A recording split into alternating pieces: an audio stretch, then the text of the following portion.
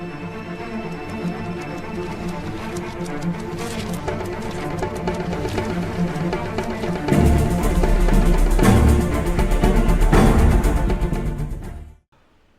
bah, bah. Fantastic Four. Oh yeah. Oh yeah. Ladies and gentlemen, Hell yeah. welcome to our bonus episode, our Fantastic Four review. We went and saw the movie yesterday. We appreciate y'all watching. If you saw our Superman review, we just do these kind of reviews. Our bonus episodes, if there's a movie that is dropping that we want to talk about that we go and see. We did it for Thunderbolts, we did it for Captain America, and we're gonna keep doing it. We'll probably do it for Wicked. We'll probably do it for any movie that we both see together. We'll probably do these bonus. Swan area. Yeah, there we go. So yeah, welcome in. Get seated. Go grab yourself a snack. Go grab yourself your Fantastic Four popcorn bucket and your Fantastic Four. I've got my Swedish fish in a plastic bag. He's got his fantastic fish, actually. My fantastic fish. Yeah. Yeah, and just come hang out with us and let's talk about the movie and give your thoughts. If you've seen it, give your thoughts and your questions and things like that in the comments for sure. But yeah, Theo, we went and saw it last night. We also did our quick out of theater review. So that also for some reason was a pain in the ass to get up on Twitter and TikTok. Don't know why, but they took forever to upload. But they're up, so if you want to see that real quick too, you can go see our quick instant reaction. But Theo, you want to start us off with your thoughts? When I walked out the theater, I gave it an 8 out of 10, or a 4 out of 5, I should say. I gave it a 4.5 out of 5. I do think I'm going to keep on that 4 out of 5. I don't know. I may be wavering a little bit more close to a 7 out of 10 or a 3.5 out of 5. But around that range, I guess you could say. I still very much so like the movie. I think they did a very good job with it. Obviously, the cast. The cast surprised me very much so. I think that was one of the biggest aspects I took away from it was the cast actually did a very incredible job. There were a few people there that I was kind of skeptical about at the very beginning, but they've solidified themselves with these roles and these characters, and they showed that they know how to do it. So right, very much so happy about that. Definitely. Yeah, when it came to the casting, I mean, this was like the biggest casting in recent memory. Like, I remember, for years at this point, people have speculated. Once we knew that the Fantastic Four were coming back, to Marvel, like once they bought Fox and stuff like that, we've speculated the Fantastic Four cast and the X-Men cast, which obviously we still haven't gotten the X-Men cast.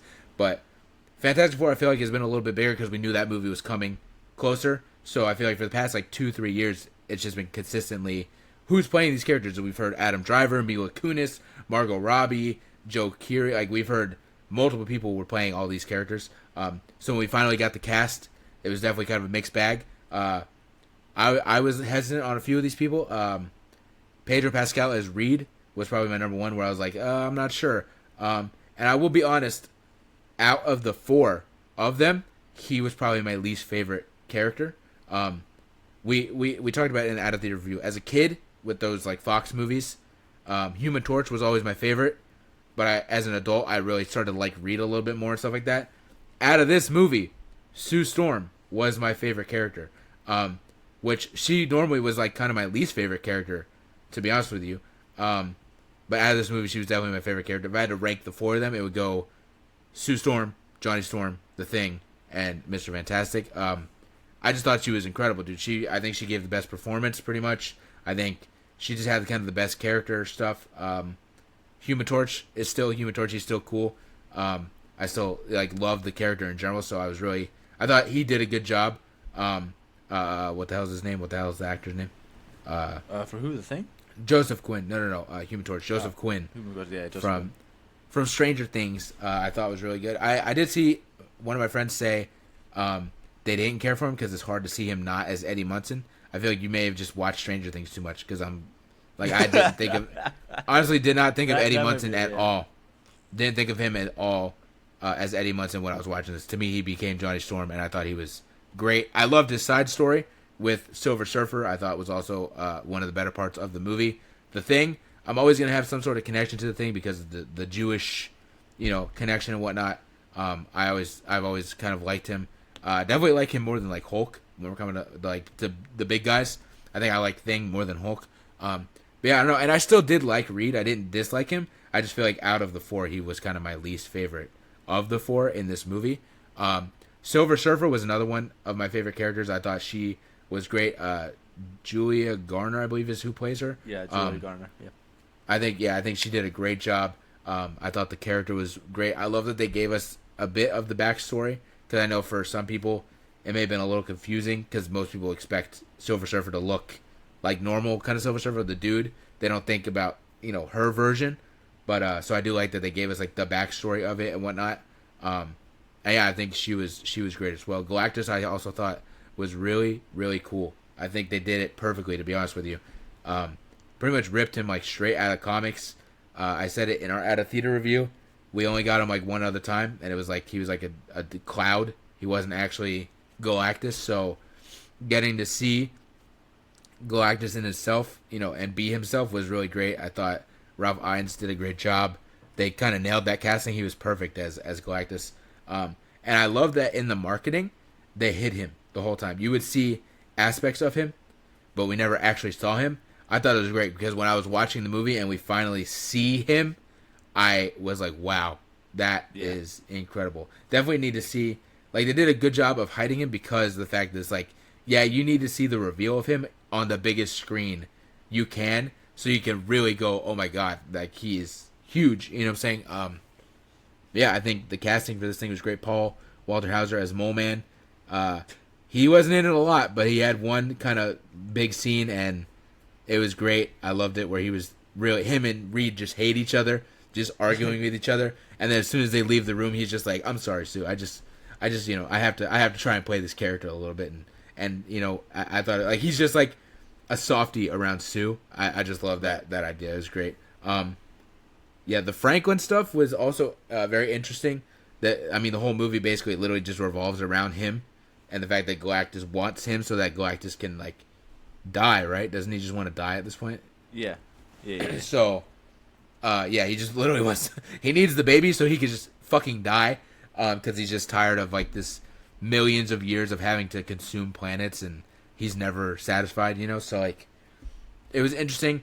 I like the idea you were explaining Franklin, because I know Franklin and Valeria, but I don't know much about them. I just know of them. And I knew he was a big, powerful character, but you were kind of explaining more about him to me in the theater, because you're, like, the big comic Fantastic Four guy. So, like, now knowing kind of his future, and knowing, like, that he is, like, God, essentially, like, he could just create or destroy universes at will and whatnot is insane. Kind of scary as well to introduce that into the MCU. But I'm definitely intrigued to see. And obviously, like, you don't introduce that character without a plan. Right. So he's obviously going to be a very big character at some point in this universe. Especially because, like, in the post-credit scene, they've already skipped 4 years, so now he's 4 years old. So who knows, the next time we see him, he may be even older or something like that. So yeah, I think definitely interesting. My biggest gripe with this movie, and really my only gripe with this movie, is the CGI. I don't know what it is. I do know that at least with Marvel, there was, like, that big thing where a lot of this CGI, like, workers or whatever, the graphic, effects people and whatnot, are being, like, stressed out, and, like, there's a lot of crunch and stuff like that. So maybe that has something to do with it. But there are some shots in this movie where the CGI is beautiful. A lot of the Silver Surfer stuff looks insane. Some of the Thing stuff looks insane. But there's also a lot of really bad CGI in this movie. There were the scenes where Thing was, like, standing in the street talking to, what's her name, Rose or whatever, his, like, the love interest. I think that was Alicia, I feel like. Because that's usually the Thing's... no, they changed her name. Interest. They changed her name. It wasn't Alicia. Her name is different. I remember. It started with an R. It was like Rose. Oh, was Rosa it Rachel? I something. think it was Rachel. Rachel, something like that. The scene where he, like, meets her and is talking to her, and it shows him in the street, CGI looked horrible. It looked like they shot a street and just, like, put a sticker of the Thing in front of the the shot of the street. It looked horrible. The CGI baby stuff also did not look great. He didn't look great there. And honestly, some of, like, Reed's stuff when he's actually stretching also, and I don't know if it was the actual CGI or just the goofiness of him stretching, but to me it looked weird. The CGI cooked with Johnny, I thought, when he's in, like, the Human Torch version, the CGI was incredible, as well as Silver Surfer. Those were the two best, like, CGI kind of stuff to me. I thought was really, really good. And I guess also, like, Galactus, his CGI was also really good, but some of the stuff with Thing and the baby and Reed, it didn't look good. They definitely. To be fair, I don't know if there's anybody in the world that can really CGI a baby and make it look good. Right. Because this baby had so many fucking hilarious just facial reactions to whatever the fuck was going on. Yeah, for sure. But I will go back through like my pretty much like the rankings of how I feel about a lot of these characters. I will say, Pedro Pascal. I know you were like the biggest like fan of him, especially in regards to like the other Fantastic Four. To me, I feel like he did an incredible job. No, he did. I was he did. actually, I was very much so blown away by how well he was really able to encapsulate the character of Mr. Fantastic into this movie. I think he did a phenomenal job. No, I think I don't dislike it at all. I do like. Right. I like all four of them. I'm just saying, out of the four, he was the one that I cared the least about, I guess. I to be fair, the one I didn't really care so much for, in terms of like everybody else, at least in terms of just like, kind of how they did his character, was the Human Torch. I do think I really do love like his like whole side story of him like pretty much trying to decode the Silver Surfer's like language and history and culture and all that kind of stuff. I think that stuff is really really cool. I just always kind of see him as Eddie Munson from shit. No, I'm trying. I couldn't get attached to him as much as I really kind of wanted to in a way. I feel like there was just some aspect of his character that was just kind of missing, almost to the point where he kind of just felt a little more bland at times. Because obviously there were times where he's like joking around the Thing and whatnot, and where he's trying to be like a good uncle to Franklin and a good brother to Sue and all that kind of stuff, and to Reed as well. But I feel like there was just something missing from the performance that really could have made him like the standout character here in this movie, in my opinion. I also think I will agree with you though.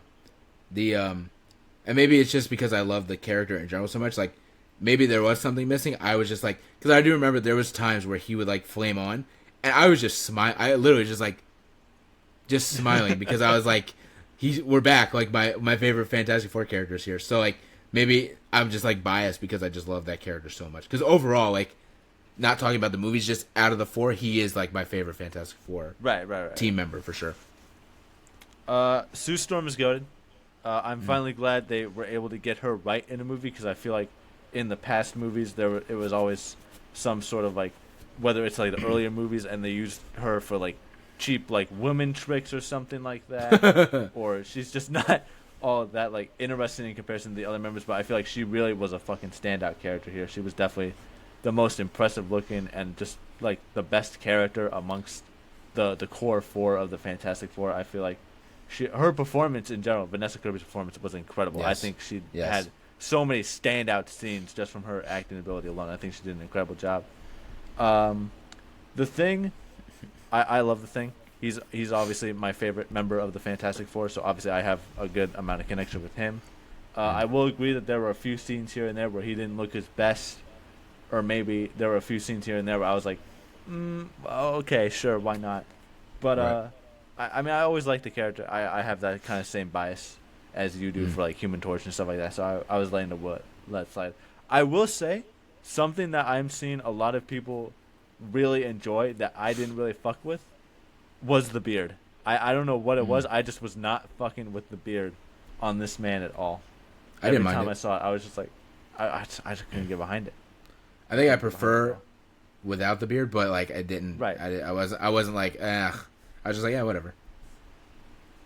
Silver Surfer was my favorite character in this whole movie. Julia Garner did an incredible job. I think Silver Surfer has some of the best shots in this entire movie. That scene where she's like surfing through like the circling lava that's coming out of Galactus' back and whatnot. Yeah. I think I was like, holy shit, that's gotta be one of the best shots I've ever seen in an MCU movie in my entire life. That shit was so fucking amazing. The shot, I said it to you, I may have said it in the review, the shot when she leaves Earth like the second time or whatever, the shot of her, it's like almost complete silence. The shot of her just like looking at the moon, and it's just like a wide shot. I said it in the review. I need that to be like my wallpaper somewhere, because I'm like, that is the hardest shot I've ever seen. It's so cool. It's so good. They did. She's just aura farming the whole movie, honestly. Literally just, but in like a good way. Aura farming, right? Her powers are so fucking sick. Silver Surfer is now just like a character that I kind of want to get into and start reading as like a standalone character, because I never really got into any of the Silver Surfer stuff in the comics before, but now I definitely want to try and like find a way to get into that sort of stuff, because I feel like it could be just so cool, especially if it's done just like this. I feel like there's a lot of stuff out there that can really be done super cool with the Silver Surfer. And obviously Galactus, you gotta talk about Galactus. Ralph Ineson did a great job. Obviously, the voice of Galactus, very good pick, very good casting decision for that one, because he just has that naturally very like deep voice and stuff like that. Sinister voice, pick for sure. The sinister voice. I will harp on your idea that he did look very, very good in this movie. I think kind of keeping him hidden until you actually watch the movie is a very good idea in terms of marketing, and we got rewarded for it because he looks very, very cool.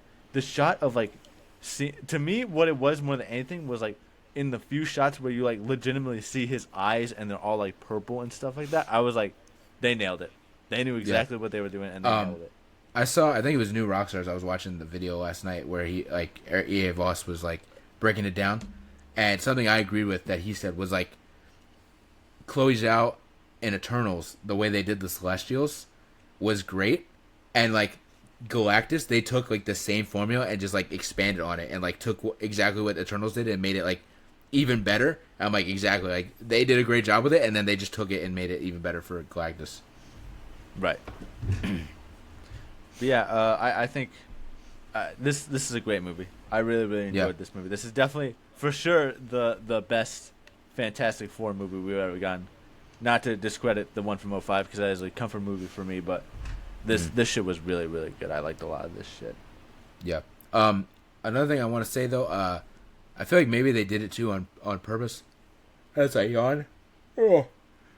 I feel like Reed did not use his powers as much as they, like, compared to, okay, so, like, Thing doesn't necessarily have, like, powers, right? Like, he's just a rock man. Like, he's just a strong brute. rock man, yeah. Right.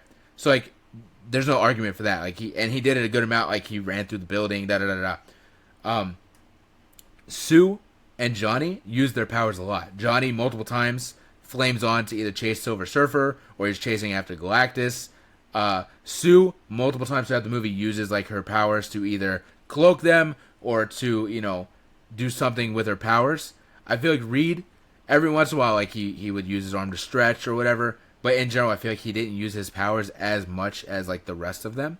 But I also, like, I'm like, but I do I want to, like, say that as a complaint, because it can be really goofy. So maybe they did it on purpose, because, like, the final battle, I almost was, like, laughing because I'm like, this just looks so dumb. Because, like, and I get it, and I also love his powers. It's such a cool idea that he could stretch, but, like, showing it in person, like seeing it in a video game or a comic or The Incredibles when Elastigirl does it, it's different seeing it in person with like a real person trying to like do it, and it just kind of takes me out a little bit. So I mean, maybe they did it on purpose, but that was something I noticed, is like Reed doesn't use his powers as much as like the rest of them. But I also was thinking like, maybe, sorry as I yap here, but I was also thinking like, but maybe the idea was like his real power or his other power is his brain, and he uses his brain throughout the whole movie. So, like, that also could be why they're like, okay, well, he's using two powers, because he does use his stretchy stuff at times, but he's mainly using his best power, which is, like, his insane brain. So. I will say, I did notice that a little bit, too. I just think one of the main reasons why that might be is just because this aspect of the movie I actually also really like, is that there's not much action going on in this movie. It's definitely more so character building and like dialogue based and whatnot, and I do very much so enjoy that. There's just not many instances where him especially is in like an actual like combative situation. Right. What I will say is, and I'm not gonna like make it like a negative, because it's like you can only do so much, especially with how little action there is in this movie. Is just like, I feel like there's so many ways you could really and creatively use a power like his, and he kind of just didn't. He really just like stretched like his limbs out. Essentially, was the only thing he really did. Because like, bro, I wanted him to become pretty like much take any objects. shape, and like I want him to become like a monkey wrench or some stupid shit. Right. I don't know. Like the Lego Like, games, bro. yeah, I want him to turn into a giant ball and I want him Yeah. to roll around. Right, right. But there's so much you could really do with that kind of power, and we didn't really see all that much of it instead of like him just stretching his arms out, which I'm not gonna give a complaint Right. to, because like if that did honestly happen, it would just be more goofy, kind of like Right. what you were saying. That's what I was gonna say. If he had to become a hammer for some reason, I'm like, we're really gonna sit there and look at Pedro Pascal's face as he's a giant hammer.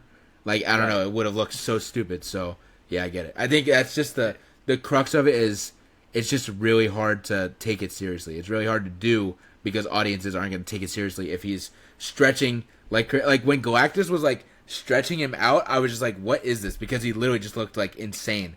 So I'm like that. Plus, again, if he turns into a fucking flower pot for some reason, you're like, the fuck is this? What am I looking at? So I think that is part of the issue for sure compared to the rest of their powers, which is pretty easy to look at for sure.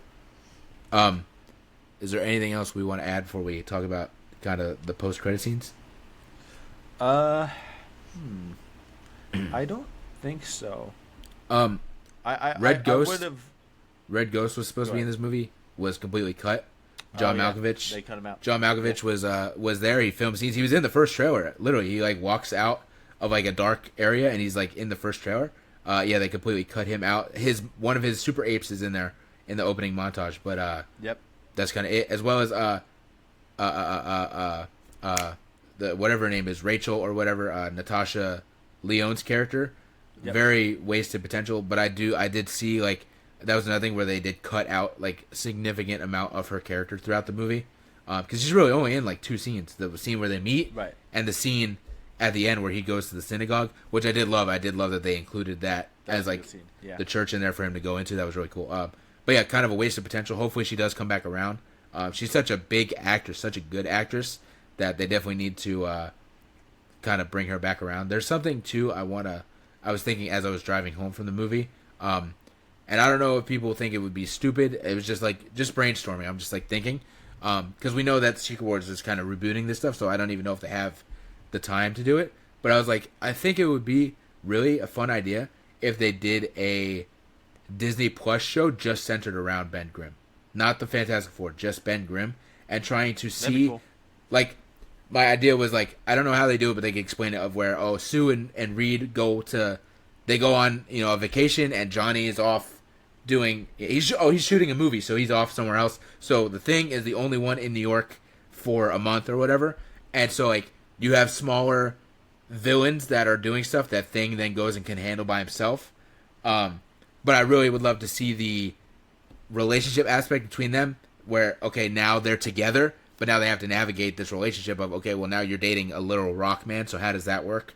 And like the turmoil that goes through, but also just seeing his turmoil that they don't touch on, that I know is a big part of his character of he's fucking deformed, he's a rock, and they don't touch on that. So I would love to see a show where it's just him in New York, everybody else is off doing something, he's dealing with villain of the week type stuff, or maybe there's one villain that he's kind of fighting, and also the emotional aspect of them trying to figure out the relationship and him trying to figure himself out as this stuff. I think that would be a really cool thing to do as like a Ben Grimm kind of solo show. I think that'd be cool. Just brainstorming. I just thought it would be a fun idea. There are like, it's not an illegitimate idea because there are like actual like series of comics just centered around the Thing in particular. So it's like they could make it work if they wanted to. I just don't think it's something they're going to venture out into doing.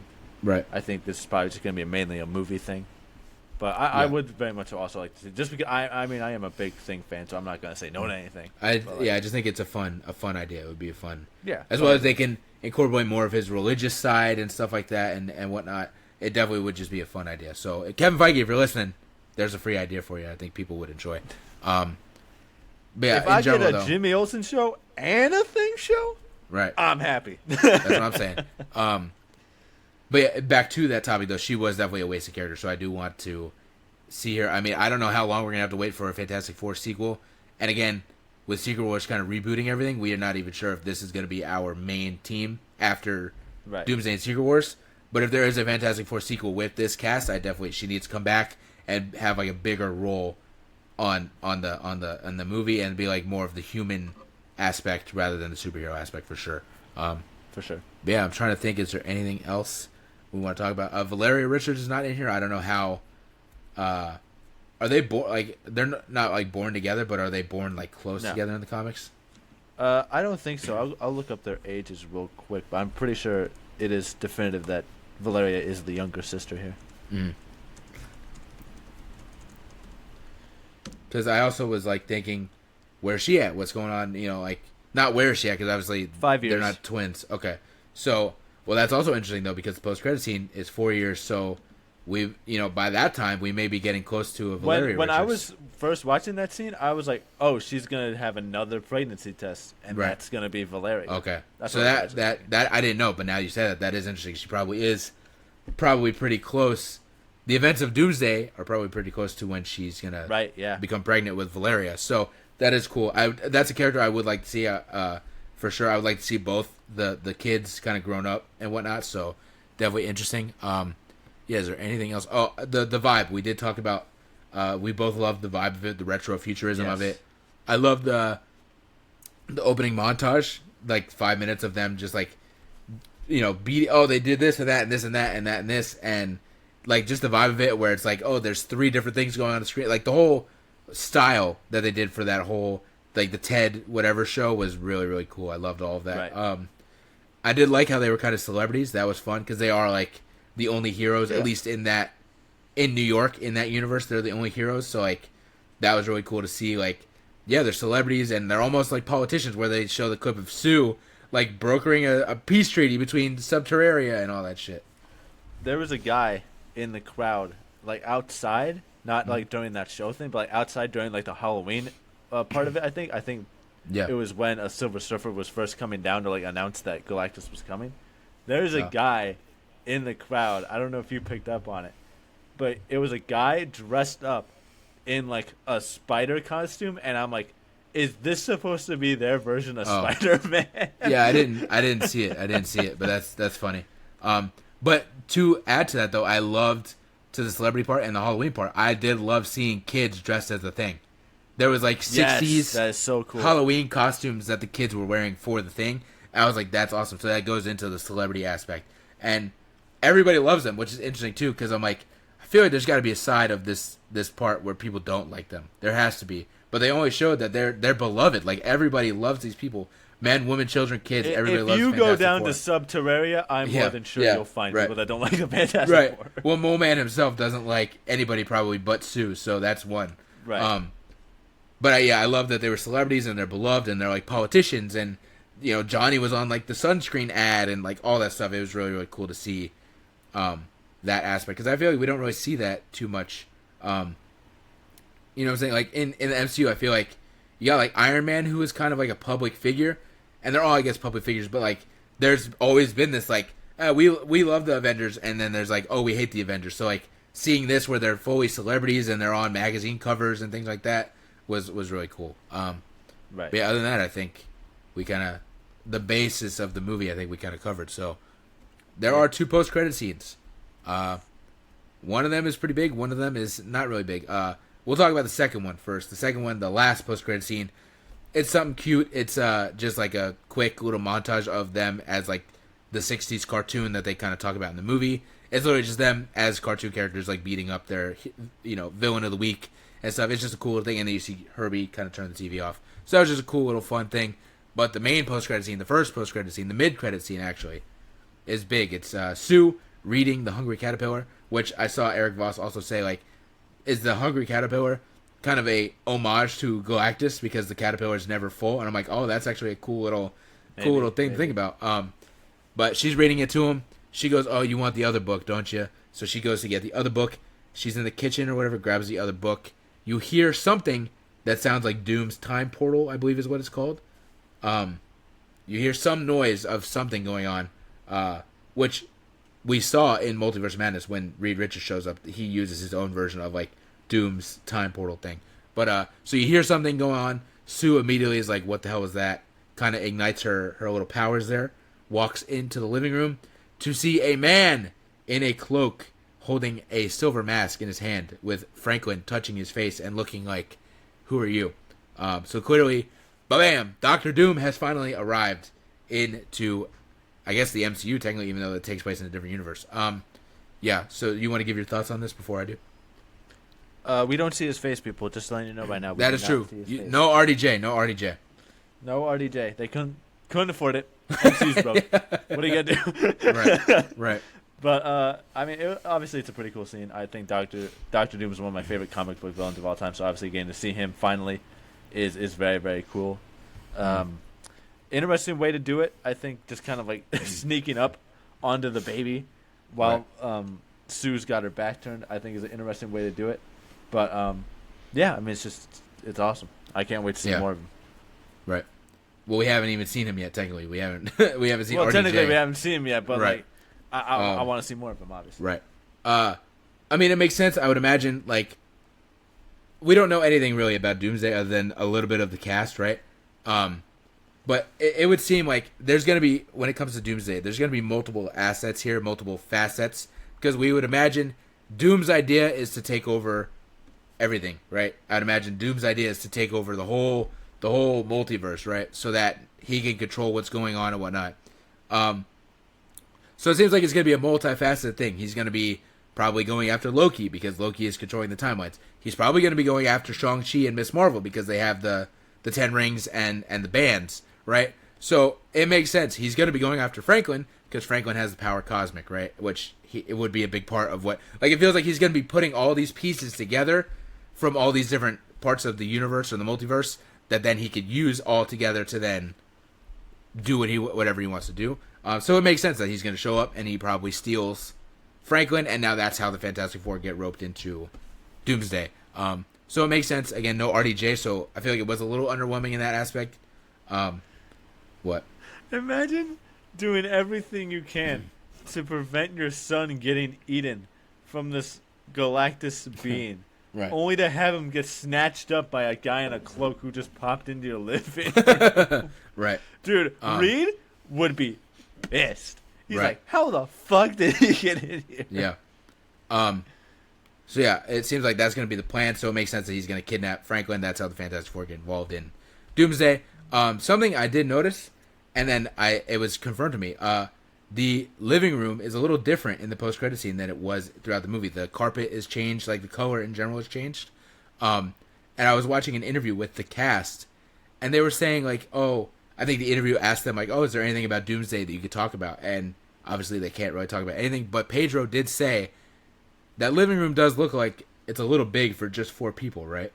And then they were talking about how, and the carpet's changed for Doomsday, and then Vanessa Kirby said, well, yeah, it's also changed in the end credit scene. So, out of that, I'm assuming at some point there's going to be some of our characters from the MCU maybe going to their universe and being in the Baxter building and, conducting a plan. Because I would imagine at some point Reed's going to need his lab to figure out some stuff. So I'd imagine it would be pretty funny if we see, like, John Walker sitting on the couch in the Baxter building waiting on Reed to, like, finish up whatever he's got to finish up or something like that. So that was something interesting. Eating nachos or some shit. So that was something just interesting that I thought was kind of cool, that they were kind of alluding to the fact that we're probably going to see more characters in their universe as well as them in our universe as well. So, yeah. Trying to think. Is there anything else before we wrap this up? I don't think so. I feel like we've covered pretty much everything. Yeah. So that's it. So that's the big end credit scene there, tying pretty much directly into Doomsday. Matt Shankman did say, similar to Thunderbolts, how the Thunderbolts post-credit scene was directed by the Russo brothers. He also said this post-credit scene was also directed by the Russo brothers, so that's another thing. So all roads lead to Doomsday at this point. I believe, is Doomsday the next movie? Do we know? I'm trying to think if there's another. So yes. Okay, so there we go, people. We're full steam ahead into Avengers Doomsday. So I'm excited. Theo's excited to see where this is all going to lead, because this is going to be our new kind of Infinity War, I'd imagine. So yeah. With that said, that's the end here, I think, of our little bonus podcast, our review. So if you enjoyed it, please leave a like, a follow, subscribe, all that. We do a podcast every single week talking about wrestling, Marvel, Star Wars, DC, Harry Potter, whatever it is, whatever we feel like talking about, we will talk about. So yeah, make sure to stick along and come back, because we're gonna be covering anything from Doomsday. We'll probably have our reactions to a Doomsday trailer. And then we'll obviously have, like, our review of Doomsday when we actually go and see it and stuff like that. So, yeah, make sure you stay along for the ride, because we got a lot coming. And with that, we will see y'all soon for some more podcast fun. Bingo.